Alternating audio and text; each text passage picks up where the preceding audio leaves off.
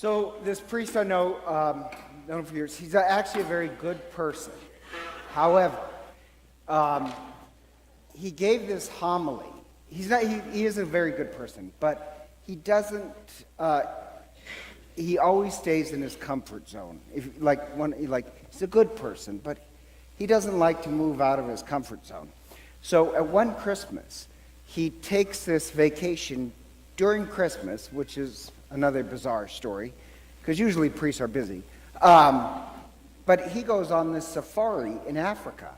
And in Africa, he's traveling around on this bus on this safari, and it's Sunday, it's during Christmas, and he said it was incredible. He gives this homily, and he says, it was incredible because I go to this little church, and all the people are there singing, and then they'll pray, and then they sing, and they pray, and they're praying because they didn't have a priest. But they believed at Christmas time, God would send them a priest. Somehow, even though they didn't have a priest, in the backwoods, they knew God would send a priest. And he said he was just moved at their utter faith that God would come through. So he stayed there and prayed with them. And he said, end of the homily, he says, now that's real faith. And he says, I wonder if a priest ever showed up. I had to get... No, he says this. And he says, my time praying was up, so I got on the bus and left. So I had to tell him, because friends of mine called and said, you might want to talk to him. So he said, well, I think you missed the point. The people were right. God was going to send them a priest for Christmas time, and it was you. And he had never thought of that. I know, as I said, he doesn't like to leave his comfort zone. But he missed the entire point of all that prayer. Isn't that amazing? And it's like he can know the gospel. He has a degree in theology. He's my age. Years of prayer, believing in service, believing in Jesus. He was even moved at the people's faith and still couldn't figure out that he was the answer to the prayer. But my only point being is that we human beings, we often miss the point. And even somebody recommended a book, which I'm very eager on getting. It's called the Emmaus Code. I have to admit, I haven't read it, but I did peruse it. And it's this lawyer, and he's actually really smart. This lawyer who, in his church, he's not Catholic, in his church, they never spoke about the Old Testament. And he does this research, and he finds out that the Old Testament has all these prefigurements of Christ. Well, I just want to check out his research, because I do respect him. And I want to read the book, but I'm perusing it. And this is the amazing part. If you study the Old Testament, it prefigures Christ. That's a major theme. But nowhere does he pick up on the theme of sacrifice or in all the covenants. You seal a covenant with God by sharing a meal. The central thing of what it means to be Jewish is you share in the Lamb of God. Moses said tonight, he says, you have to eat this every year. If you don't, you'll be cut off from us. You'll no longer be Jewish. Meals are a really big thing in the Old Testament. And the twist is, in the New Testament, Christ is the meal.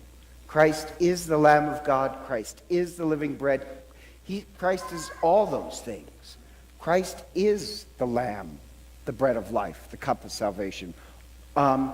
And it amazes me, the lawyer who could do really good work on researching this misses the point that Christ is the meal.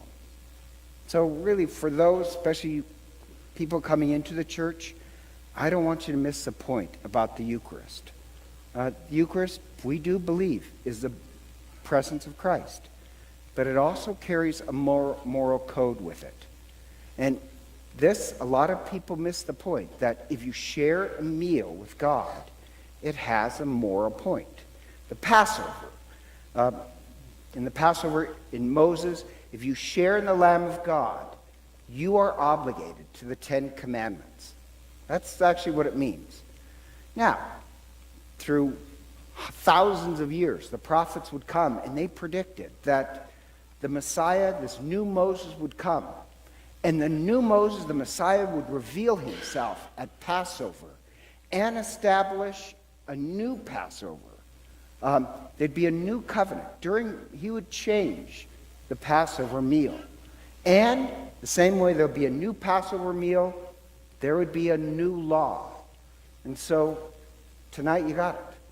The new law that Christ mentions at the Last Supper, when the Last Supper is a Passover meal, Christ makes it clear, he is the Lamb.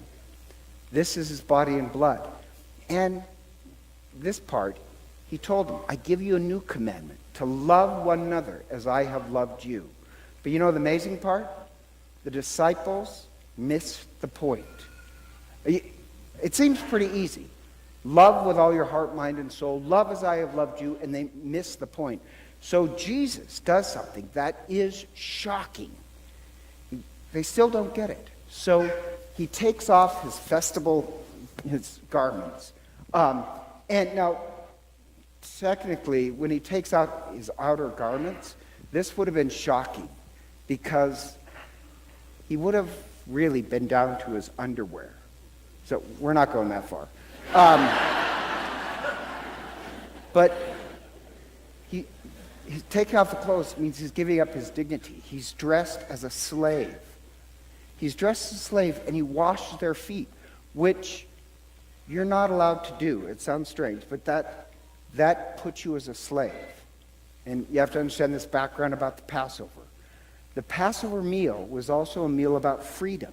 Remember, there are slaves in Egypt.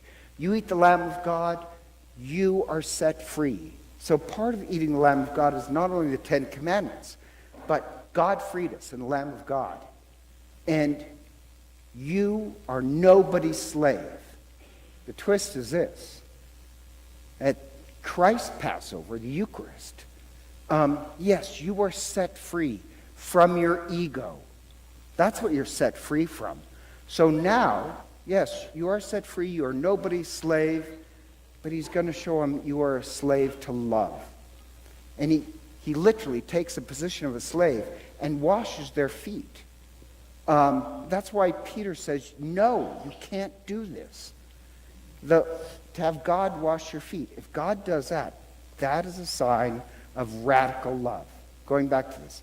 His commandment to the Eucharist is to love as I have loved you. To love people down to their toes. You love everything. You pour out your life for other people. That's what he's physically demonstrating to them. If I really wanted to do it right, to be honest, and I'm not. I'm just not that generous. The Pope will do this, and I just don't have it in me. But after washing the feet, you're supposed to kiss their feet? Not going to happen. To me, that's just a sign that really, I still need more conversion. And I'm not kidding. It does. Before I die, I want, and I'm serious about it, I want the Eucharist to cause me to go crazy in love with humanity, where I would do anything for anyone.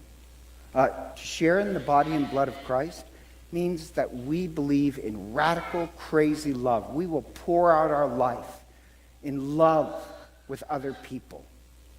So, for those who are entering the church, I don't want you to miss the point.